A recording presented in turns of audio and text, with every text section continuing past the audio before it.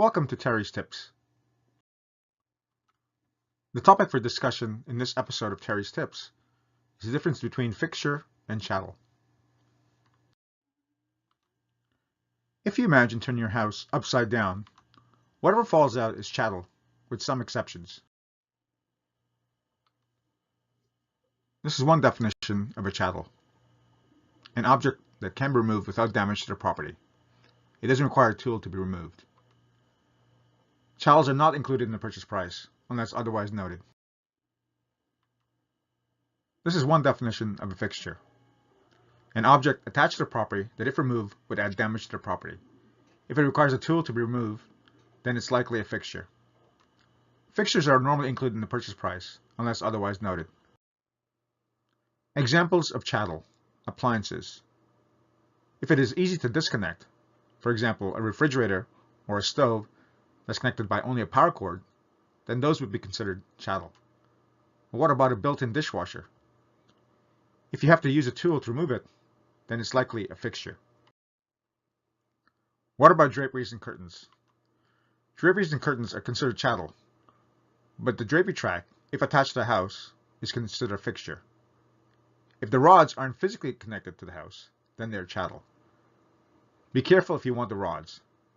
Double check if they're connected to the house. If not, you should put that in the agreement of purchase and sale. These are generally considered fixtures. For example, a chandelier. If a seller wants to keep the chandelier, then the seller should exclude it in the agreement of purchase and sales. But the bulbs are considered chattel. If a buyer wants to keep the bulbs, then the buyer should include it in the agreement of purchase and sale. If mirrors are attached to the wall, then they're considered fixtures. But if there's a hanging mirror, then it's considered chattel. For buyers, make sure the mirrors are attached to the wall. If not, and you want to include it in the purchase price, put the mirrors as inclusion items in the agreement of purchase and sale. The TV itself is chattel, but the wall mount is a fixture and should be included in the purchase price and remain with the house. I will get back to this in a further episode of Terry's Tips. An in-ground pool is a fixture, but not necessarily a swimming pool equipment. For example, the filter basket, the vacuum, etc. Storage sheds. If it is physically attached to the base, then it is a fixture.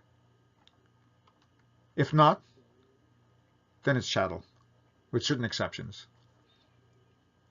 If it is housing a pool pump or a heater, it's generally considered a fixture.